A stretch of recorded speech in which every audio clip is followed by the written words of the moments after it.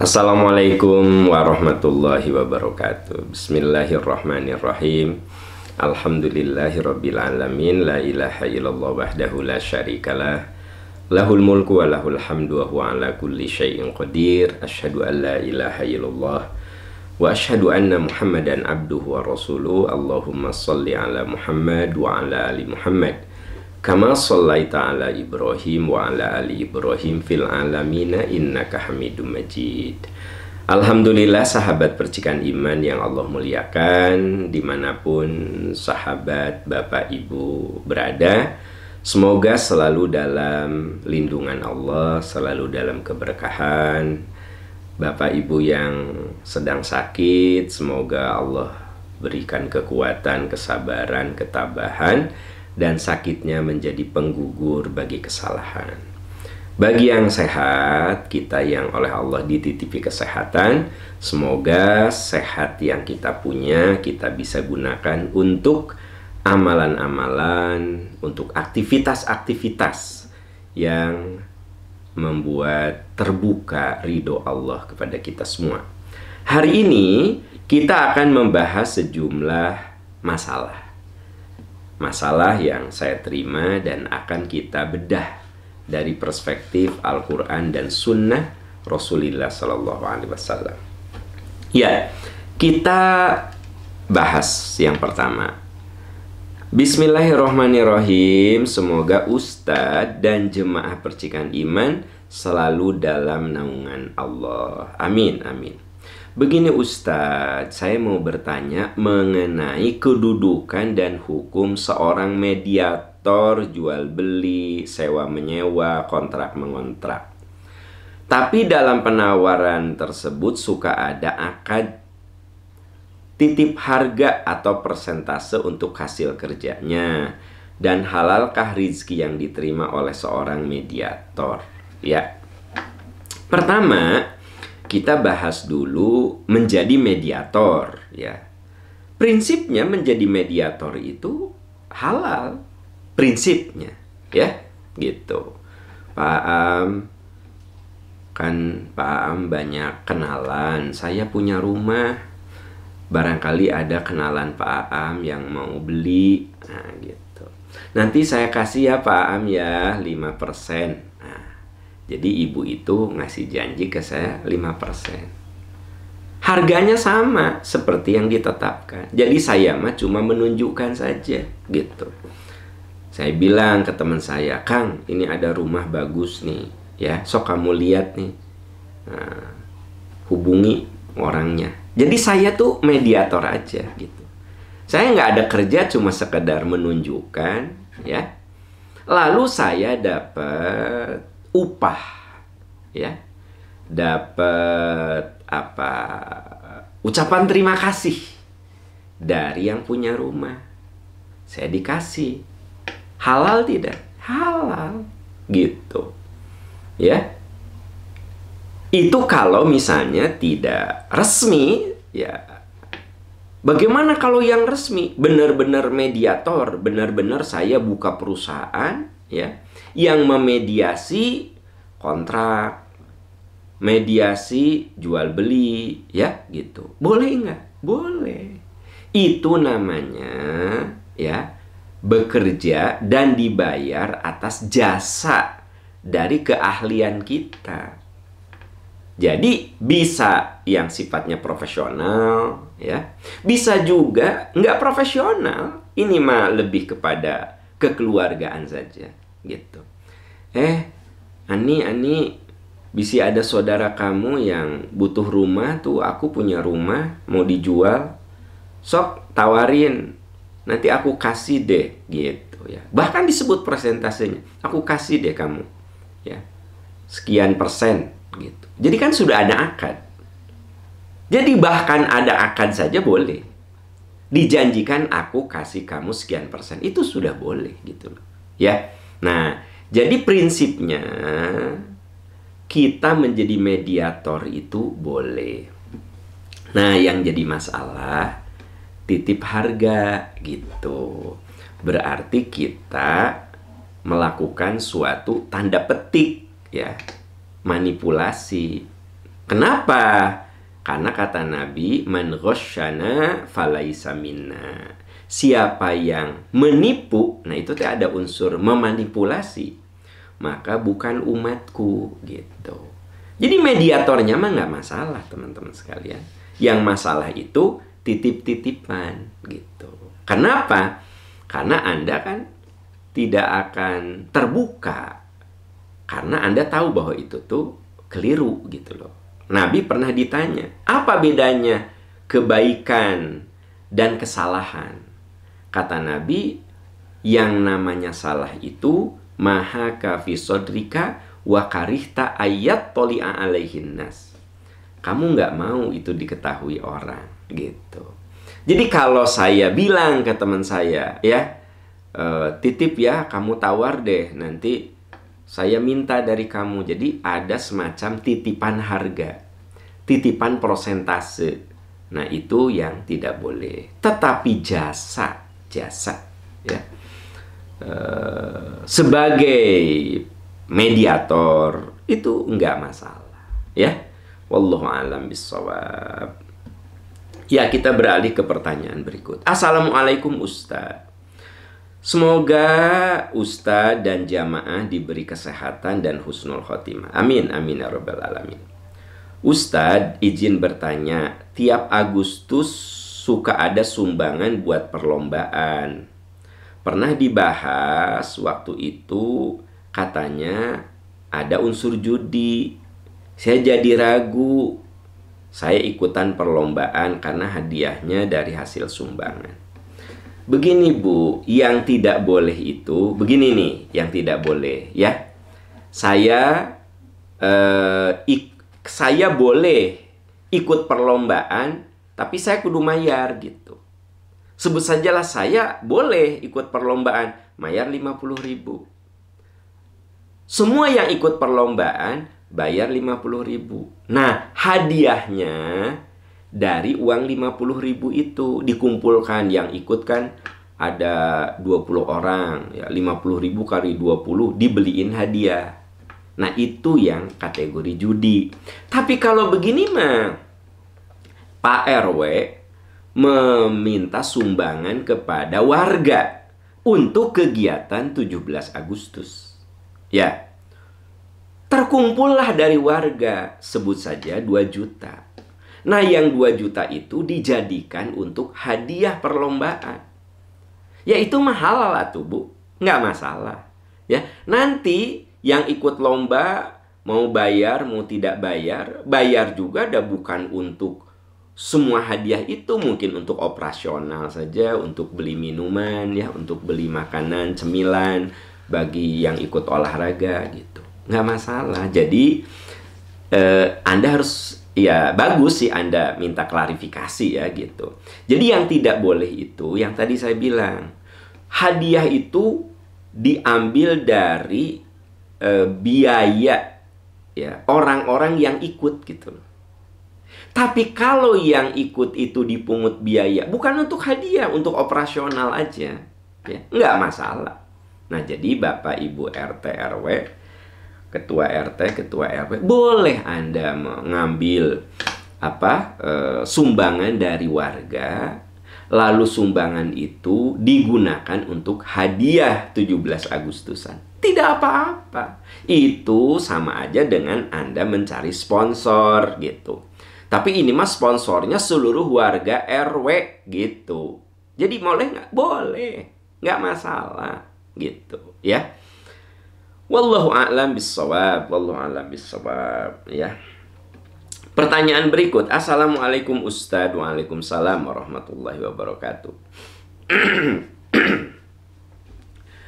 Semoga Ustadz dan seluruh jamaah percikan iman diberi kesehatan, berkah dan husnul khotimah. Amin, amin ya rabbal alamin. Ustadz, boleh nggak pakai HP suami untuk melihat status orang?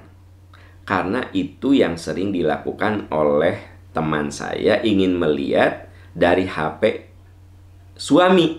Mungkin kalau dari HP-nya gengsi ketahuan. Nah, boleh nggak sih kan pinjam HP suami untuk ngintip status orang? Pertanyaan saya, Untuk apa Anda ngintip-ngintip gitu loh? Untuk apa? Coba saya ingin tanya. Ngapain gitu?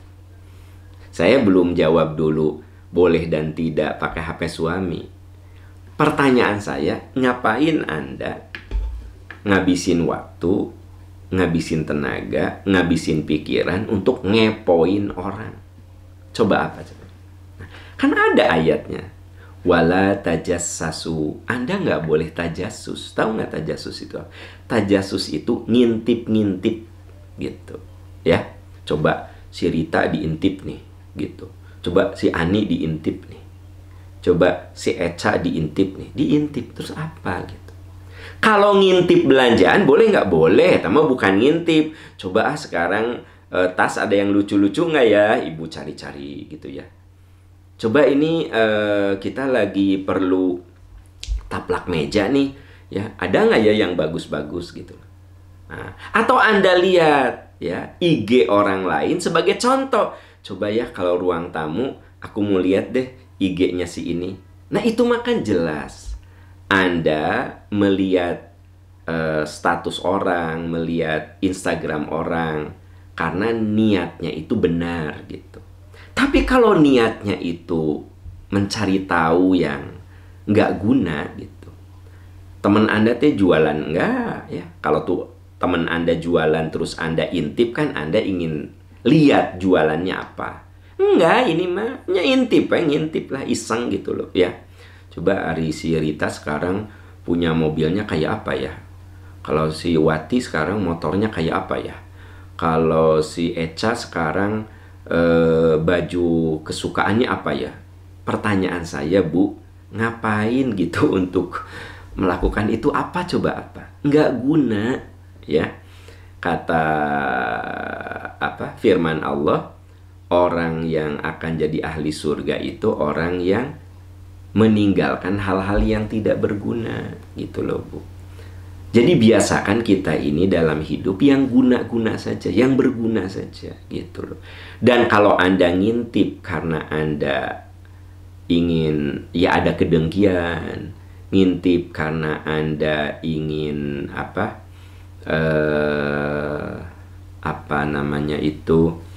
ada suudon gitu. Nah itu tuh termasuk dosa. Coba Anda lihat dalam surat Al-Hujurat. Ya ayyuhalladzina ijtanibu katsiran minadh-dhanni innal ba'da dhanni itsm. Kemudian di ayat yang lainnya wala yaghtab ba'dukum ba'dha wala tajassasu wala yaghtab ba'dukum ba'dha. Jangan kamu tajassus. Tajassus itu ngintip-ngintip ya. Suatu yang gak guna gitu ya. Nah ternyata tabiat itu tuh ada gitu pada sejumlah orang.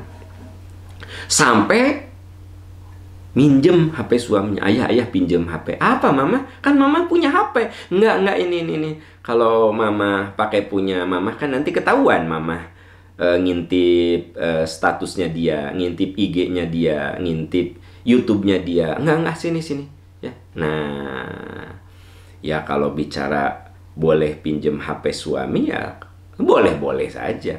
Tapi yang kategori tercela itu ngintipnya. Pinjem HP-nya mah boleh ya. Ada yang pinjem HP pembantu gitu. Bibi ka dia, ibu namut HP ya, pinjem HP. Apa Bu? Iya ka dia. Ternyata si ibu itu teh suka pinjem HP supirna, HP pembantuna, HP anaknya, bahkan HP mantunya. Jelas hari suami mah udah sering kan gitu. Satu, ngintip HP temannya. Ngapain ya? Tapi memang di muka bumi ini ada juga ya orang-orang kayak gitu. Ada gitu loh teman-teman sekalian. Makanya kenapa Allah berfirman wala tajassasu wala yaghtab ba'dukum ba'dha ayuhibbu ahadukum ayyakula lahma akhih. Jadi kenapa sampai Allah mengeksplisitkan wala tajassasu? Kamu jangan ngintip-ngintip orang gitu loh. Kenapa? Karena ada orang yang punya tabiat buruk seperti itu, berakhlak buruk seperti itu. Ya, sok Anda boleh lihat IG orang yang sifatnya manfaat. Banyak ibu-ibu yang akhirnya bisa masak karena suka lihat IG orang yang ahli masak. Gitu. Saya sering melihat IG orang yang ahli misalnya di bidang kesehatan ya gitu. Saya ikutin gitu IG-nya. Saya intip gitu. Tips-tips sehat gitu. Ya, itu kan maslahat gitu. Saya intip nih, ya ada orang, ada pakar bidang apa, saya intip. Tapi kan niatnya memang saya ingin pengetahuan. Dan saya nggak pernah pakai HP istri saya, pakai HP anak saya. Kenapa? Karena nggak ada julid gitu. Ya saya pengen tahu aja statement beliau, ya analisa beliau gitu. Jadi Bu, Pak, yuk, terutama ibu-ibu ya. Ibu-ibu, halo ibu-ibu ya. Yuk, jangan sampai kita ini menghabiskan waktu untuk hal-hal yang nggak guna, ya. Nepika pinjem HP suami, HP pembantu, HP supir, ya kan gitu, HP tetangga, ngintip orang lain. Wala tajasus, itu akhlak tercela. Itu akhlak tercela, ya. Allah alam bisawab. Ya, kita beralih ke pertanyaan berikut. Assalamualaikum Ustadz. Waalaikumsalam warahmatullahi wabarakatuh. Sebagai wanita muslimah wajib menutup aurat. Nah, katanya kalau wanita tidak menutup aurat akan menyeret 4 laki-laki. Suami, ayah, saudara laki, dan anaknya ke neraka. Ya. Lalu bagaimana Ustadz dengan putri seorang ulama yang tidak menutup auratnya? Pertanyaan Anda bagus, ujungnya ya nggak bagus gitu loh. Paham nggak sih? Kalau Anda bertanya, Ustadz bener nggak kalau orang tidak pakai hijab itu akan membawa madorot bagi suaminya, bagi ayahnya, bagi saudara laki-lakinya, bagi anak laki-lakinya? Kalau pertanyaan Anda sampai di situ, bagus. Ya, bagus itu. Artinya Anda minta klarifikasi. Bapak, Ibu, sahabat yang Allah muliakan, ayah yang tidak peduli kepada anaknya, anak perempuannya ya, anaknya mau pakai baju kayak apa kayak diantepkeun we dibiarin aja. Suami yang tidak peduli dengan pakaian istrinya gitu. Kakak atau adik laki-laki yang tidak peduli dengan pakaian saudaranya. Terserah mau bajunya tertutup, terbuka, terserah lo. Nah gitu. Nah tentu saja berarti termasuk orang yang tidak menegakkan amar ma'ruf dan nahi munkar. Kata Nabi, man ro'a minkum munkaron, siapa yang lihat kemunkaran, ubah dengan kuasanya, dengan lisannya, atau minimal dengan hatinya. Jadi saya sebagai ayah harus ngingetin anak saya, nah kamu sudah balik, ya berhijab nak. Nah kewajiban saya sudah gugur karena saya sudah ngingetin anak saya. Gitu loh. Istri mah berhijab mah. Karena seluruh tubuh wanita teh aurat, mama kudu ditutup. Nah saya sebagai suami udah ngingetin, ya kan gitu. Saya sebagai kakak punya adik yang belum berhijab, ingetin ya, adek kamu teh udah balik berhijab atuh. Nah gitu. Atau saya sebagai anak laki-laki yang sudah balik, mama teh harus nutup aurat atuh mama. Nah itu artinya yang dimaksud dengan 4 laki-laki itu kan yang ada dalam lingkaran keluarga, ayah, suami, ya kan bagi yang sudah bersuami, saudara laki-laki, anak laki-laki, ya tentu dianjurkan untuk mengingatkan keluarga terdekatnya berhijab. Karena kita tahu bahwa berhijab itu wajib. Ya ayuhan nabi qul li azwajika wa banatika wa nisa'il mu'minin yudnina alaihinna min jalabibihinna. Hai Nabi, suruh anak perempuanmu, istri-istrimu, dan seluruh wanita mukmin yudnina alaihinna min jalabibihinna, agar mereka menutup badannya dengan hijab. Gitu loh. Jadi itu mah sudah jelas wajib. Kalau ada orang yang mengatakan bahwa berhijab itu budaya Arab, itu mengkufuri ayat yang ada di Al-Ahzab. Ayat yang ada di surat An-Nur ayat 31. Itu mengkufuri, kufur terhadap ayat Allah karena mengatakan berhijab itu budaya Arab.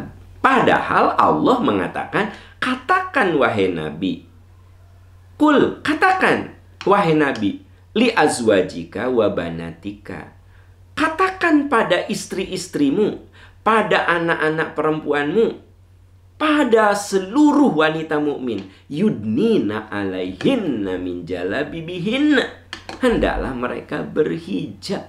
Udah jelas ayatnya, tidak ada kontroversi lagi gitu. Udah sampai di situ saja. Nah, kemudian kalau pertanyaan Anda yang kurang bagusnya adalah, terus kenapa itu ada anak ulama yang tidak berhijab? Nah, itu mas sudah wilayah dia. Ya, biarlah si ulama itu mendidik anaknya gitu.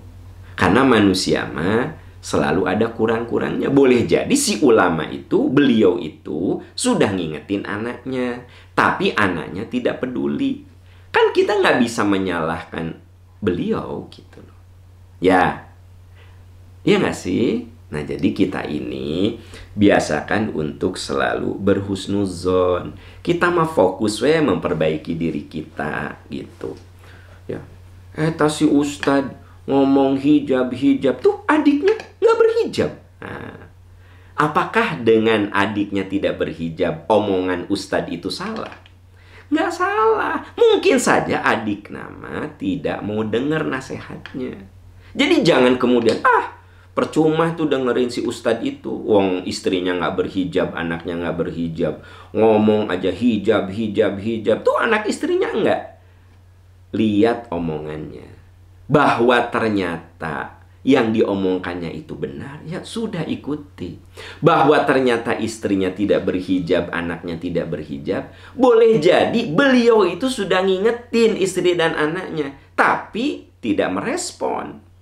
Nabi Nuh itu mengajak kepada umatnya, tapi siapa yang paling menentang?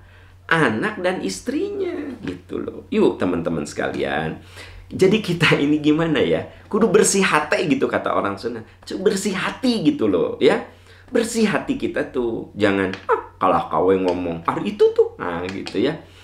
Nah gitu loh Bu. Kan masih ada yang suka gitu ya. Ngomong aja gitu. Tuh lihat tuh. Nah padahal boleh jadi beliau sudah ngingetin juga keluarganya gitu ya. Oke, jadi yuk teman-teman. Jadi pertanyaan Anda itu bagus. Tapi yang kurang bagus itu alinea berikutnya. Terus gimana tuh? Anak seorang ulama kok nggak berhijab? Kalimat itu yang kurang bagus. Pertanyaan Anda bagus, tapi kalimat bawahnya yang kurang bagus. Karena menggugat. Ya sudahlah. Boleh jadi beliau diuji oleh anak yang tidak soleh. Karena begini teman-teman sekalian. Kan kita tidak tahu ujian setiap orang. Ya. Ada yang diuji oleh istrinya, diuji oleh anaknya, diuji oleh orang tuanya. Ya. Nah, makanya kita tuh kudu fokus pada apa yang dikatakannya. Makanya Ali bin Abi Thalib mengatakan, "Unzur ma qala wala tandur man qala." Perhatikan saja omongannya. Benar nggak? Ya. Jangan kemudian lihat orangnya. Udah fokus aja sama omongannya, gitu. Ya. Nah, ada dokter mengatakan, "Bapak-bapak, kita harus hidup sehat, ya. Karena kesehatan itu aset." Nah, Pak dokter ngomong gitu. Nah, ada yang, ngomong sehat-sehat, maneh nage ngarokok. Nah, pertanyaannya kalau ada dokter yang mengarahkan kita untuk sehat, benar nggak? Benar. Ikuti bahwa beliau itu pola hidupnya nggak sehat, sok ngarokok, tara olahraga, berat badannya overweight, itu mah urusan dia gitu. Ya nggak sih? Ada dokter nih ya, badannya berat badannya sehat, dah ketinggalan ibadah gitu kan, gede gitu kan sehat gitu, ya kan gitu. Kalau orang itu sudah overweight itu tanda nggak sehat kan gitu. Ada dokter yang ngomong kita ini harus sehat, pola hidup kita harus sehat, ya kan gitu. Cek Anda badannya segede badak gitu, sehat macam apa gitu ya. Yakin dia taruh olahraga, tuh udah gitu sok ngarokok lagi. Pertanyaannya, Kalau ada dokter yang ngomong kesehatan, badannya gede, sok ngarokok, kan itu gambaran tidak sehat. Apakah omongannya menjadi batal? Coba saya ingin tanya. Enggak batal, benar omongannya. Jadi gimana? Ya udah ikutin saja apa yang beliau sampaikan tentang pola hidup sehat. Bahwa beliau hidupnya tidak sehat, ya, ngerokok, berat badannya overweight, kan gitu. Ya udah, itu mah urusan dia. Tapi omongannya benar bahwa kita ini harus sehat. Kan gitu hidup mah. Ya nggak sih? Benar nggak? Nah gitu. Begitu juga urusan agama. Ada seorang ustadz cerita tentang hijab gitu loh. Hijab itu wajib. Cek Anda, istri anak nawa itu dihijab gimana sih? Ya udah, biarin, itu mah urusan dia. Yang penting omongannya benar gitu kan? Yuk, biasakan Bapak Ibu sahabat, kita ini fokus kepada kebaikan, fokus kepada kebenaran, fokus kepada nilai-nilai keagungan gitu. Itu ciri orang yang bersih hati. Orang yang bersih hati mah, lihat orang itu ngomongnya apa, ambil aja omongannya. Bahwa orang itu ada kekurangan, dan semua orang juga ada kekurangan tuh. Nah gitu ya. Nah gitu loh Bu. Ada ibu-ibu cerita, saya emang gak suka sama ustazah itu. Kenapa? Ngomong sederhana-sederhana. Ya Allah, Pak Aam ketika ceramah, itu tasnya saya tahu harganya 200 juta loh. Ngomong sederhana-sederhana. Ya udah Bu, biarin aja. Yang penting omongan beliau benar, bahwa kita harus menolong orang, hidup penuh sederhana. Bahwa ternyata tas dia itu 200 juta, ya boleh jadi dia beli, boleh jadi dikasih, ya kan? Boleh jadi itu warisan dari orang tuanya, jangan suudon. Sudah saja fokus bahwa beliau mengajarkan hidup yang sederhana. Gitu loh. Ya sudah, pegang itu, hidup yang sederhana. Bahwa ustazahnya bawa tas 200 juta, ya biarin aja. Sekali lagi, belum tentu itu dia beli sendiri. Mungkin dihadiahi oleh jamaahnya. Bu Ustazah nih, saya punya tas nggak pernah dipakai, ini bagus. Nah, terus beliau dipakai. Ya nggak gitu. Jangan suka suudon. Atau ternyata dari ibu mertuanya, mertua nate benghar, kaya, tajir. Neng, ya, hari keur ceramah teh tong pakai tas nu murah. Ya, nu mama sok pakai. Terus si mantunya itu ingin berterima kasih atas kebaikan suaminya. Jadi kita ini dalam hidup jangan sok suudon gitu loh, ya kan gitu. Jadi memang teman-teman ya, kita ini yuk kita biasa berpikir jernih, lurus, bersih ya. Jangan suka julid, jangan suka dengki, jangan suka suudon, jangan tajasus, suka ngintip-ngintip. Itu teh kerjaan nggak ada guna gitu loh. Dan itu hanya ngotorin hati kita. Sok we lempeng, lurus, bersih, husnuzon. Udah, itu sehat kita ini. Anda akan awet muda karena yang Anda pikirkan selalu yang baik-baik gitu ya. Wallahu a'lam bissawab. Wallahu a'lam bissawab ya. Kita beralih ke pertanyaan berikutnya. Assalamualaikum Ustadz. Waalaikumsalam warahmatullah. Saya mau tanya, bapak mertua saya sudah lama meninggal, meninggalkan 2 anak laki dan 1 perempuan, dan hanya meninggalkan harta 1 rumah yang ditinggali oleh ibu mertua dan anak pertama, kakak ipar saya. Tapi sampai saat ini belum dibagi waris karena rumah tersebut ternyata digadaikan oleh kakak ipar saya. Sampai sekarang belum lunas, malah ibu mertua sampai rela membantu membayar cicilannya dengan memotong dari uang pensiunnya. Karena usaha kakak ipar saya bangkrut karena dulu sombong banget dalam usahanya. Ustadz, mohon pencerahannya, saya harus bagaimana? Ya, sekarang kan kenyataannya rumah itu digadaikan di bank. Bahkan ibu mertua Anda juga berjuang ya, ikut mayaran hutang kakak ipar. Jadi memang ada orang yang nggak punya perasaan gitu ya, nggak punya nurani gitu loh. Harta orang lain digadaikan, nggak tanggung-tanggung harta mertua digadaikan. Kan itu memang keterlaluan. Tapi ya itulah, itu ujian untuk keluarga Anda gitu. Karena sekarang itu warisan nggak bisa dibagikan. lagi ditahan sama bank. Bagaimana bisa dibagikan? Gitu loh. Jadi gimana atuh Ustadz? Ya sudah, Anda terima itu sebagai batu ujian, berjuang untuk menyelesaikan sama-sama bagaimana caranya supaya rumah itu bisa diselesaikan. Gitu. Ya tidak ada solusi kecuali kelapangan hati gitu ya. Nah jadi kita ini saudara-saudara, balik lagi kita tuh kudu punya nurani gitu ya. Jadi jangan ngasal. Ya memang menurut saya berani banget ini mantu gitu menggadaikan rumah mertua kan gitu. Ya kan berarti kan kakak ipar Anda itu kan menggadaikan rumah mertuanya, benar nggak sih? Nah itu. Jadi memang keterlaluan. Tapi ya apa boleh buatlah. Kita doakan semoga ada solusi terbaik, semoga ada rezeki yang terbaik ya gitu. Jadi Anda dan saudara-saudara Anda ya memang kudu bersabar menghadapi hal ini. Dan memang faktanya ada gitu. Ya, orang yang berani menggadaikan harta orang lain, ya gitu. Makanya hidup tuh kudu pakai agama deh. Kalau orang hidup udah pakai agama, ya gitu. Bagaimana ya? Nikmat gitu teman-teman sekalian. Kalau orang itu hidup udah pakai agama, udah bimbingan agama, berkomitmen dengan agama gitu, nggak mungkin lah sampai menghalalkan segala cara, sampai rumah mertua digadaikan, itu nggak mungkin. Apalagi itu harta warisan yang perlu dibagikan.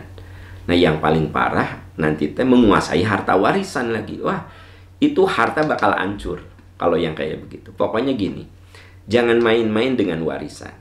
Siapapun yang zolim dengan harta warisan, catat, hancur itu harta. Gimana Pak Am kok ngomong gitu? Itu mah udah terbukti dalam kehidupan keseharian. Kalau harta warisan dikuasai oleh salah satu, ya, apalagi dia merasa bahwa dirinya yang punya, padahal itu ada hak adiknya, ada hak kakaknya gitu loh. Dia kuasai, hancur biasanya. Dah harta warisan mah bukan milik kita. Harta warisan mah milik Allah yang dititipkan kepada orang tua kita. Makanya kudu dibagikan supaya berkah gitu. Ya enggak? Nah itu yuk. Mari kita amalkan ajaran Islam supaya berkah gitu ya. Supaya berkah. Ya, kita beralih ke pertanyaan berikutnya. Assalamualaikum Ustadz. Waalaikumsalam warahmatullahi wabarakatuh. Semoga Ustadz dan keluarga serta jamaah sehat selalu. Amin ya rabbal alamin. Pak Ustadz, sebenarnya boleh tidak menasehati tetangga yang tidak sholat dan suka memamerkan aurat di depan umum? Berpakaian minim, boleh nggak mengingatkan? Ya kalau bicara boleh dan tidak, bukan hanya boleh, tetapi wajib mengingatkan. Hanya caranya yang harus benar. Nabi mengatakan, man ro'a minkum munkaron, kalau kamu lihat kemunkaran, falyughayyir biyadi, ubah dengan kuasamu. Fa illam tastati fabilisani, kalau nggak bisa ya coba dengan lisan kamu. Kalau nggak bisa juga fabiqolbi, hati kamu yang menjerit, doakan gitu loh. Lihat tetangga tara sholat ya, seringkali pakai baju minim gitu, doakan ku Anda teh, ya Allah semoga tetangga saya dibukakan hatinya, dibimbing dengan hidayahmu ya Allah. Itu juga sudah bagian dari kecintaan Anda kepada orang lain. Doakan. Kalau Anda ngomong, wah bakal jadi berantem. Apa urusan kamu ngurusin saya? Nah, gitu kata tetangga Anda teh. Ya, baju-baju saya, badan-badan saya, sholat-sholat saya, nggak usah lu ngurusin kue. Tuh jadi berantem. Daripada berantem gitu, ya sudah Anda doakan saja. Kenapa? Karena mungkin itulah yang bisa Anda lakukan. Teman-teman, tak selamanya kita bicara itu kemudian menjadi maslahat. Makanya makanya Nabi memberikan tahapan. Sok lakukan yang maslahat yang kamu bisa.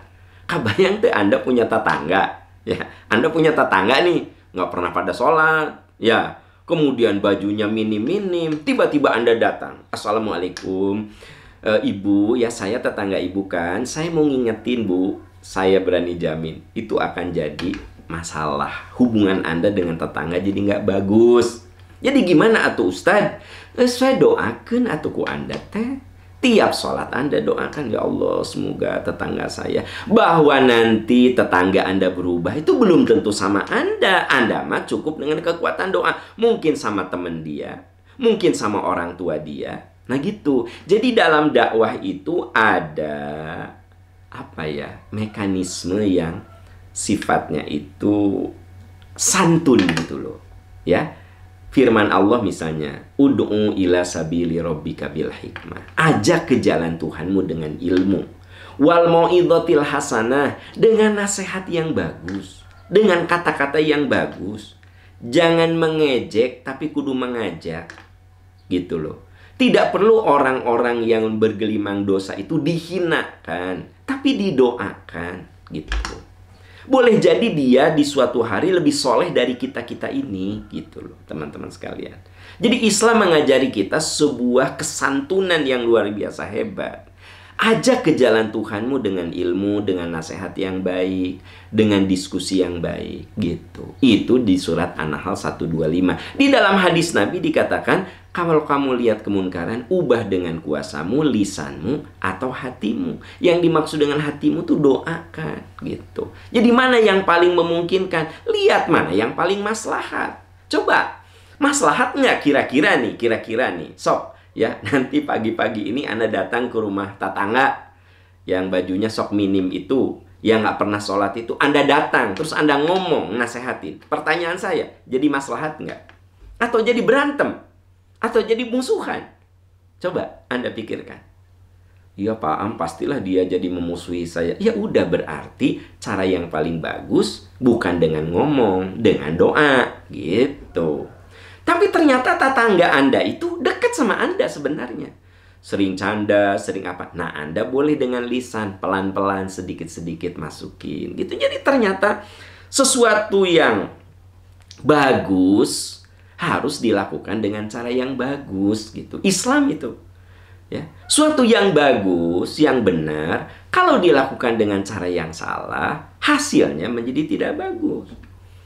Ada seorang istri ngingetin suaminya untuk sholat. Ya. Tapi caranya nggak bagus. Ayah, umur udah 40 nggak pernah sholat. Mamah mah ngeri. Kata ayah teh asup neraka gerak. Ibu, omongan itu yang kurang bagus. Memponis suami asup neraka. Memponis, ayah mah juga Fir'aun. Atau udah tara sholat ayah mah. Jadi jika Fir'aun ayah mah gitu, nggak pernah sholat, ya. Nggak pernah ngasih contoh sama anak-anak gitu. Gimana anak-anak soleh lihat ayahnya kayak begini? Ibu ya ngingetinnya bagus, tapi cara ibu mengingatkan itu yang salah gitu. Jadi Islam itu agama yang santun. Ajak bukan ngejek. Ya, gitu. Doakan bukan menghinakan. Gitu. Rendah hati bukan sok suci, gitu. Itu kan akhlak Islam, saudara-saudara. Kalau akhlak Islam itu dipakai, maka Islam itu indah, gitu. Kenapa sekarang ini Islam ada kesannya keras, ekstrim, ya? Itu sebenarnya bukan Islamnya yang salah, tapi cara yang menyampaikannya yang salah. Ya? Orang mah geuleuh sama dia teh. Nah, sok suci nih, surga teh kayak di tangan dia we gitu loh. Neraka teh seolah punya dia. Neraka. Emang manehna asup surga? Nah, akhirnya orang itu memberikan penilaian buruk kepada orang itu. Walaupun orang itu niatnya baik. Tapi karena caranya salah, akhirnya orang-orang ngomongnya gini, sok suci. Emang surga milik dia? Emang neraka milik dia? Meni semua orang diponis asup neraka. Gitu loh. Nah, jadi teman-teman, yuk kita ini mari kita berjuang untuk selalu santun mengikuti akhlak Rasul sallallahu alaihi wasallam. Ya. Amin ya rabbal alamin. Ya, kita beralih ke pertanyaan berikut. Assalamualaikum Ustadz. Waalaikumsalam. Ustadz, ada teman saya. Dia nggak pernah meninggalkan sholat rawatib. Sampai udah qomat pun dia itu rawatib dulu dengan alasan dah kasusul iya sholat lohor mah gitu. Bagaimana Ustadz? Nah, jadi entah teman Anda, entah Anda ya. Jadi ada orang yang kan sholat duhur 4 rakaat. Begitu udah qomat, dia mah nggak ikut jamaah. Rawatib gue dengan alasan apa? Kasusul iya. Terkejar, kan nanti juga terkejar gitu loh. Gimana benarnya sih cara seperti itu? Nah, jadi di sini niatnya benar bahwa dia tidak mau meninggalkan rawatib. Benar nggak sih? Niatnya benar, tapi caranya salah. Karena di dalam hadis yang diriwayatkan oleh Imam Muslim, idza uqimatis sholatu fala sholata illal maktubatu, kata Nabi. Idza uqimatis sholat, bila kamu di masjid dan qomat sudah dikumandangkan, fala sholata illal maktubah, kamu tidak boleh melakukan sholat apapun kecuali kamu langsung melakukan sholat wajib. Itu dalilnya. Jadi jangan gini, kasusul iyalah, duhur kan 4 rakaat, aku rawatib cuma 2 rakaat, kasusul lah, masbuk we gitu. Itu teh nggak boleh. Idza uqimatis sholat, bila qomat sudah dikumandangkan, ya. Dan Anda di masjid nih, fala sholata illal maktubah. Kamu nggak boleh sholat kecuali ikut sholat berjamaah. Kecuali ibu-ibu, kalau ibu sholat di rumah, udah qomat tadi masjid teh. Nah, kan ibu tidak berjamaah di masjid kan? Nah, ibu di rumah kan? Jadi walaupun udah qomat di masjid, ibu boleh rawatib. Ibu boleh sholat syukurul wudu. Ibu udah wudu, sholat syukurul wudu. Udah gitu teh ibu rawatib. Itu di masjid udah qomat. Nggak apa-apa karena ibu tidak berjamaah di situ gitu. Tapi kalau kita berjamaah di masjid, jangan gini, sayang ini rawatib, aku mah nggak mau ninggalin rawatib, ya. Makanya biarinlah, mendingan nanti aja sholat duhur mah masbuk, ya. Nggak boleh. Idza uqimatis sholat, bila qomat sudah dikumandangkan, fala sholata illal maktubah. Kamu tidak boleh sholat kecuali langsung melakukan sholat yang wajib. Hadis riwayat Imam Muslim.